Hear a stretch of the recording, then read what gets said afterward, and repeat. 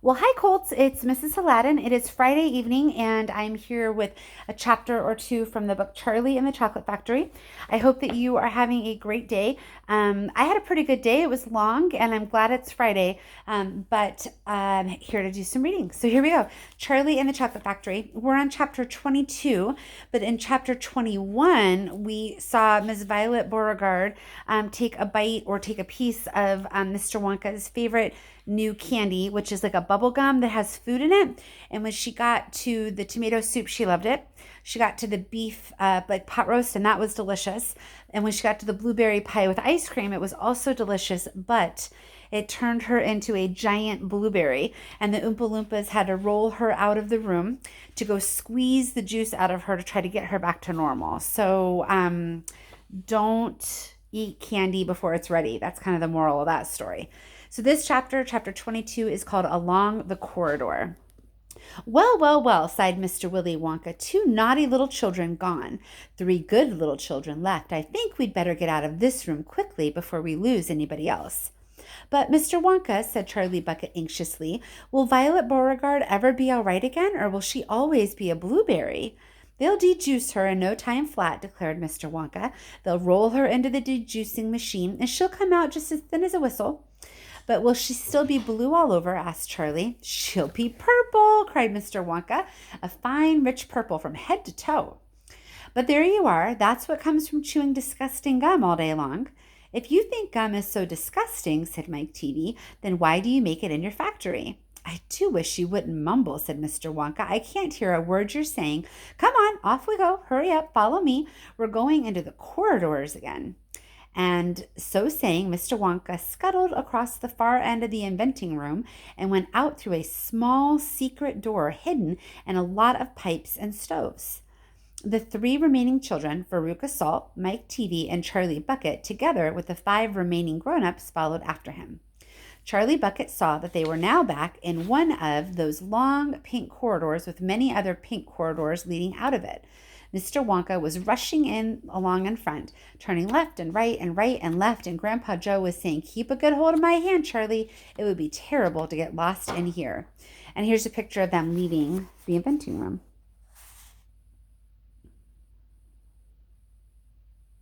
Okay. Mr. Wonka was saying, no time for any more messing about. We'll never get anywhere at the rate we've been going. And on he rushed down the endless pink corridors with his black top hat perched on top of his head and his plum-colored velvet coattails flying out behind him like a flag in the wind. They passed another door and then another and then another. There were doors every 20 paces or so along the corridor now. Oh, sorry, hang on. Hey, Mike, can you get... Sorry, you guys, hang on. Daisy sat on my cell phone cord. My dog's going to make some crazy noises. Probably. Hey, Daisy. Do you want to put her up here with me? Here, do you want to scrub her? Good. It's okay. She can come cuddle with me. Oh. But I want to show everybody Daisy. Will you bring her up Are here? you sure? Yeah. Do you guys want to see my puppy? I used to have two. Now she's going to make all kinds of noise. I know. Okay, you ready for all the noise? She's going to make a lot of noise. She doesn't like to be touched, but she loves to be cuddled. Oh. Daisy, you're being so good. Being good. You're so good. So I used to have two puppies. I had Pete and Daisy. Hi, girl. Okay, ready? You guys ready to see her? I'm gonna turn the camera around. Daisy. Let's see. Daisy, where are you? Daisy. Oh no, I can't. Can you see her? I can't tell. No. Where is she? I can't even see. I see her nose. That's all. This way. I can't. Terrible. Daisy. Hey, Daisy. Oh, there you are. Daisy girl. There's my Daisy. Sorry, you guys. So Daisy's a Jack Russell Terrier. She's actually a Parsons Terrier. But she's old. Mike, how old is she? 16 now? Yep. Yeah, 16 years old.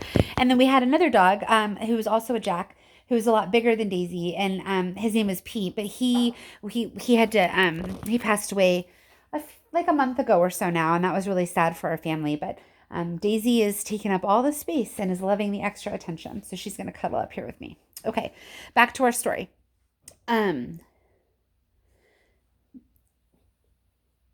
let's see. Okay, they passed another door and then another and another.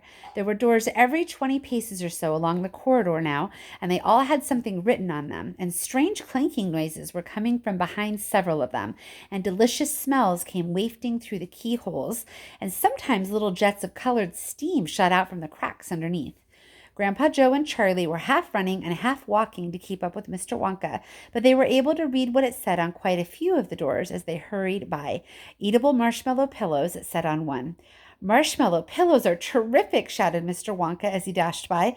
They'll be all the rage when I get them into the shops. No time to go in, though. No time to go in. Lickable wallpaper for nurseries, it said on the next door.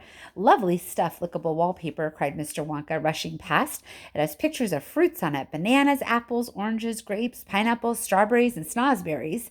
Snozberries, said Mike TV. Don't interrupt, said Mr. Wonka. The wallpaper has pictures of all these fruits printed on it, and when you lick the picture of a banana, it tastes of banana. When you lick a strawberry, it tastes of strawberry. And when you lick a snozberry, it tastes exactly like a snozberry. But what does a snozberry taste like? You're mumbling again, said Mr. Wonka. Speak louder next time. On we go. Hurry up. Hot ice creams for cold days, it said on the next door. Extremely useful in the winter, said Mr. Wonka, rushing on. Hot ice cream warms you up in no time in freezing weather. I also make hot ice cubes for putting in hot drinks. Hot ice cubes make hot drinks better. Or hot drinks hotter. Cows that give chocolate milk, it said on the next door. Oh, my pretty little cows, cried Mr. Wonka. How I love those cows. But why can't we see them? Asked Veruca Salt. Why do we have to go rushing on past all these lovely rooms? We shall stop in time, called Mr. Wonka. Don't be so madly impatient. Fizzy lifting drinks, it said on the next door. Oh, those are fabulous, cried Mr. Wonka. They fill you with bubbles, and the bubbles are full of a special kind of gas, and this gas is so terrifically lifting that it lifts you right off the ground, just like a balloon, and up you go until your head hits the ceiling, and there you stay. And how do you come down again? Asked little Charlie. You do a burp, of course, said Mr. Wonka. You do a great big long rude burp, and up comes the gas, and down comes you. But don't drink it outdoors. There's no knowing how high you'll end up being carried if you do. I gave some to an Oompa Loompa once out in the backyard, and he went up and up and up and disappeared out of sight. It was very sad. I never saw him again. He should have burped, Charlie said. Of course he should have burped, said Mr. Wonka. I stood there shouting, Burp, you silly, burp, or you'll never come down again. But he didn't, or couldn't, or wouldn't. I don't know which. Maybe he was too polite. He must be on the moon by now. On the next door it said, Square candies that look round. Wait, cried Mr. Wonka, skidding suddenly to a halt. I am very proud of my square candies that look round. Let's take a peek. Okay, chapter 23, Square Candies That Look Round. Everybody stopped and crowded to the door. The top half of the door was made of glass. Grandpa Joe lifted Charlie up so he could get a better view, and looking in, Charlie saw a long table, and on the table there were rows and rows of small white square-shaped candies. These candies looked very much like square sugar lumps, except that each of them had a funny little pink face painted on one side. At the end of the table, a number of Oompa Loompas were busily painting more faces on more candies. There you are, cried Mr. Wonka, square candies that look round. They don't look round to me, said Mike TV. They look square, said Veruca Salt. They look completely square. But they are square, said Mr. Wonka. I never said they weren't. You said they were round, said Veruca Salt. I never said anything of the sort. I said they looked round. But they don't look round, said Veruca Salt. They look square. They look round, insisted Mr. Wonka. They most certainly do not look round, cried Veruca Salt. Veruca, darling, said Mrs. Salt, pay no attention to Mr. Wonka. He's lying to you. My dear old fish, said Mr. Wonka, go and boil your head. How dare you speak to me like that, shouted Mrs. Salt. Oh, do shut up, said Mr. Wonka. Now watch this. He took a key from his pocket and unlocked the door and flung it open. And suddenly, as the sound of the door opening, all the rows and rows of little square candies looked quickly round to see who was coming in. The tiny faces actually turned toward the door and stared at Mr. Wonka. There you are, he cried triumphantly. They're looking round. There's no argument about it. They are square candies that look round. By golly, he's right, said Grandpa Joe. Come on, said Mr. Wonka, starting off down the corridor again. On we go. We mustn't dawdle. Butterscotch and butter, Janet said on the next door he passed. Now that sounds a bit more interesting, said Mr. Salt, Veruca's father. Glorious stuff, said Mr. Wonka. The Oompa Loompas all adore it. It makes them tiddly. Listen, you can hear them in there now, whooping it up. Shrieks of laughter and snatches of singing could be heard coming through the closed door. They're drunk as lords, said Mr. Wonka. They're drinking butterscotch and soda. They like that best of all. Butter gin and tonic is also very popular. Follow me, please. We really mustn't stop singing. We really mustn't stop. I don't want her to bark. We really mustn't keep stopping like this. He turned left, he turned right. They came to a long flight of stairs. Mr. Wonka slid down the banisters. The three children did the same. Mrs. Salt and Mrs. Teavee, the only women now left in the party, were getting very out of breath.